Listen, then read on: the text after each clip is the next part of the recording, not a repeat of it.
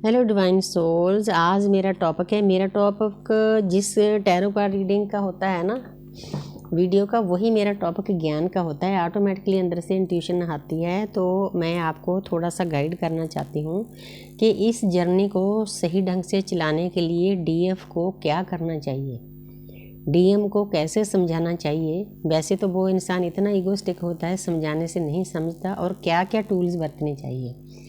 तो मैं आपको बताना चाहती हूँ कि सबसे पहला टूल तो डीएफ का ये है कि जब वो इस जर्नी में आ जाते हैं दोनों, तो डीएफ को अपना सेल्फ लव करना चाहिए। हमारी जर्नी का सबसे पहला टूल स्टार्टिंग सेल्फ लव से होती है। जितनी देर हम अपने आप को प्यार नहीं करते, उतनी देर हमारे आसपास की जो एनर्जी है वो हमें कोई प्यार नहीं करेगा।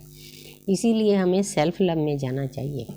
जब हम सेल्फ लव में जाते हैं, सबसे पहले तो परमपिता परमात्मा जो यूनिवर्स की ब्रह्मांडी ऊर्जा है वो हमारे ऊपर कृपा करनी शुरू कर देती है। भगवती माता की कृपा होती है, वो बहुत खुश होते हैं, क्योंकि ये जो हमारा शरीर है ये ऐसे नहीं बना, करोड़ों साल लग गए इसको बनने के लिए। ये जो हमारी रीढ़ की हड्डी है परमात्मा की बेदी है, सभी देवी देवता इसमें समाये हुए हैं, पूरा ब्रह्मांड हमारे अंदर है। इसीलिए जब सोल अवेकन होती है तो इनलाइटमेंट होती है, तो चांद सूरज हमारे अंदर ही दिखाई देते हैं, क्योंकि जो ब्रह्मंडे सोई पिंडे, गुरबाणी में भी लिखा है, जो कुछ ऊपर है वो हमारे अंदर है। बस हमने जो परतें चढ़ी हुई हैं जन्म दर उनको उतारना है, उतार कर आगे बढ़ना है। तो एक टाइम ऐसा आएगा, ये ऊपर वाले पर छोड़ देना है, दृश्य शक्तियों पर छोड़ देना है कि उन्होंने हमें कब एनलाइटमेंट देनी है, क्योंकि पहले हमने अपने कर्मा बैग खाली करने हैं। तो डीएफ चाहती है कि मैं तो कर्मा बैग खाली कर रही हूँ, डीएम को भी चाहिए, वो डीएम को साथ लेना चाहती है। लेकिन डीएम इस मैट्रिक में इतना फंसा होता है, वो निकलता नहीं उसमें से, वो लस्ट में आ जाता है। उसको रुपया पैसा चाहिए, और मतलब औरतों के पीछे भागनी उसको आदत होती है। इसको ये होता है कि जब मर्जी मैं जिस औरत को मतलब पकड़ लूँ, जिस मर्जी को छोड़ दूँ, अगर दूसरी को छोड़ना है तो दूसरी से गाली दिलवा दूँ। ऐसी एनर्जियाँ बुरी एनर्जियों में होते हैं डीएम। तो डीएफ ये सारा एक्सपीरियंस करती है, बहुत जोर लगाती है उस इंसान को समझाने की, लेकिन वो इंसान नहीं समझता है। क्योंकि जितनी देर हम उस पेन को अपने ऊपर नहीं लेते, उतनी देर हमें समझ में नहीं आता। डीएफ इसीलिए बहुत जल्दी समझ जाती है कि ये जर्नी क्या है, क्योंकि डीएफ के ऊपर वाले चक्र ओपन होते हैं। ऊपर वाले चक्र ओपन होने के कारण वो इस ज्ञान को बहुत जल्दी अर्जित कर लेती है। डीएम के नीचे वाले चक्र ओपन होते हैं, उनको इन बातों पर समझ नहीं आती। उसका काम होता है जोर से काम करना, रुपया पैसा कमाना, अपनी फैमिली को पालना। हालांकि उसकी भी ड्यूटी होती है, मजबूरी होती है, लेकिन इतनी मजबूरी भी नहीं होती कि ज्ञान को ना समझ सके। इसलिए डीएफ डीएम को समझाना चाहती है कि सेल्फ लव में जाओ, उसके बाद अपनी फैमिली के साथ बैलेंस में रहकर चलो। ये नहीं कि आप ट्विन फ्लेम जर्नी में आगे अपनी फैमिली को छोड़ दो, अपनी वाइफ हस्बैंड के साथ बुरा सलूक करना शुरू कर दो। ये सेकंड टूल है। और थर्ड टूल है, हमारे आसपास जो भी कार्मिक अकाउंट हैं उनके साथ हमें बैलेंस में रहकर जीना सीखना चाहिए। हाँ, अगर हद से ज़्यादा बढ़ जाए तो दुर्गा काली बनना पड़ता है, लेकिन एकदम से हमने एग्रेसिव नहीं होना। पहले जो हमारे आसपास के लोग आपको ट्रिगर करेंगे, ये बहुत ज़रूरी है, क्योंकि हमारे जो आसपास के आत्माएं होती हैं ना, उनकी भी ड्यूटी होती है हमें ट्रिगर करना। हमने पहले उनको समझना है, बिल्कुल आराम से सोच समझ कर उनको आंसर देना है। अगर हद से ज़्यादा ही मसला बढ़ जाए तो हमने तलवार उठानी है, काली बनना है, दुर्गा बनना है, वो भी ज़रूरी होता है। इसीलिए ये शक्तियाँ हमारे अंदर दी गई है। और चौथा टूल है, अगर आपके डीएम नहीं समझते तो आप अपने डीएम से डिटैच हो जाओ। ये टूल इस जर्नी में बहुत बड़ा काम करता है। अगर हम खुद से डिटैच नहीं होते, यूनिवर्स के पास बहुत सारे तरीके होते हैं, वो एक ऐसा झटका देंगे आपको कि आप खुद ही दूर होना पसंद करोगे। अब मेरी ऐसी पोजीशन हो गई है, तो मुझे ऐसे लगता है कि डीएम का साथ रहना, उसके साथ बातें करना ज़रूरी नहीं, उस पर्सन की सोल अवेकनिंग होना बहुत ज़रूरी है। क्योंकि जब जितनी देर सोल अवेकनिंग नहीं होती, उतनी देर वो पर्सन इस जर्नी के बारे में नहीं समझता। तो इस जर्नी का एक इंसान कैसे फ़ायदा उठा सकता है, जितनी देर हम दोनों इस जर्नी पर नहीं चलते। ज़्यादातर डिवाइन फेमिनिन ही ज़्यादा आगे चलती है, डीएम पीछे पीछे आते हैं, तो हमें डिटैच कर दिया जाता है। डिटैच होना इस जर्नी का बहुत बड़ा टूल है, क्योंकि उस पर्सन को आपसे एनर्जी लेने की आदत पड़ जाती है।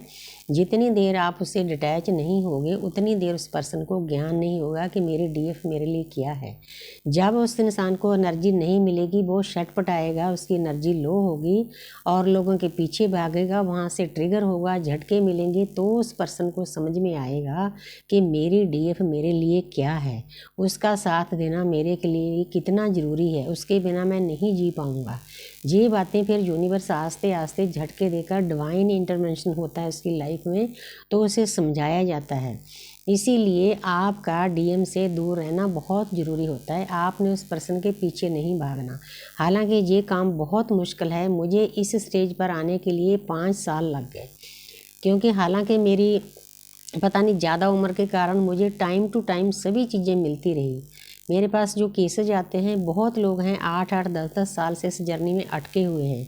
तो आपने अटकना नहीं है, इसीलिए मैं आपको गाइडेंस देती हूँ कि आपको अगर हद से ज़्यादा दर्द दे रहा है डीएम, तो डीएम से डिटैच होना बहुत ज़रूरी है। आप उससे दूर हो जाओ कुछ टाइम के लिए। वो आपका ही पार्ट है, आपका ही डिवाइन मैस्कुलिन है, आपका ही शिव है, वो कहीं नहीं जाएगा।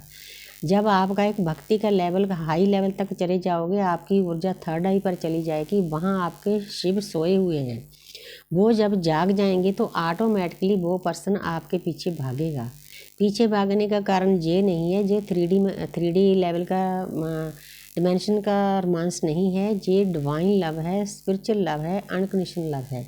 इसमें मिलने की, बात करने की, पास रहने की, शादीशुदा होने की कोई इच्छा नहीं रखनी चाहिए हमें।